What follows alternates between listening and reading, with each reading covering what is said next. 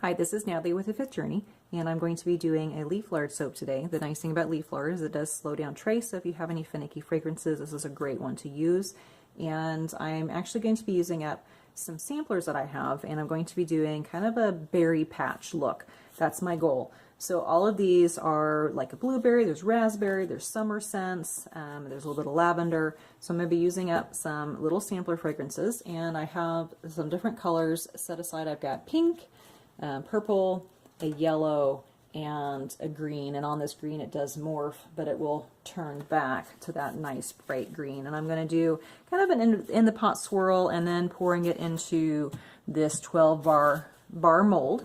And I'm going to go ahead and get started. This is a little bit bigger batch, so you'll see me divide it out, and I'm going to make a different soap with the other half. So what I'll do is I'll go ahead and bring it to emulsification, a very light emulsification, and then I'll separate it out and then go ahead and do that. Now, one thing with these fragrances is I have them kind of divided out as to which color I'm going to go with, because some of them discolor a little bit. The other issue is a couple of them cause acceleration and two of them say they may cause ricing, which I'm hoping that doesn't happen, but if it does, we'll just blend it out and go with it. So go ahead and fast forward through this.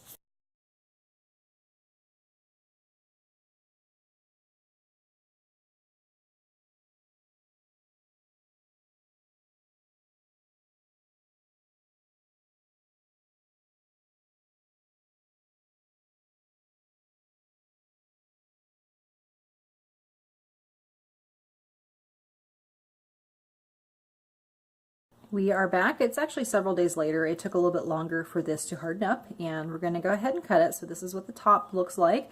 And I was getting a little bit of soda ash, but I spritz it with alcohol, put it back in the oven a little bit longer, and it seems to have really resolved itself.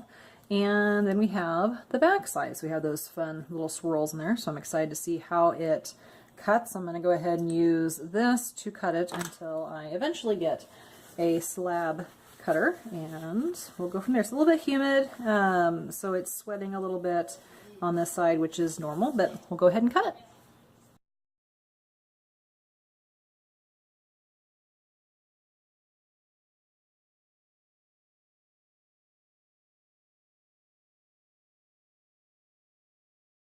I'm done cutting them. They have some really fun swirls on the inside. Now, if you wanted to, if you're doing something like this, you could actually shave off a layer and you'd have more designs in there. But, you know, they've got fun tops, fun insides. They smell really good, nice and fruity, a lot of fun. So I'll go ahead and trim them up. I'm going to stamp the backs, even though that will be covered with a label, and then we'll get them on the curing racks.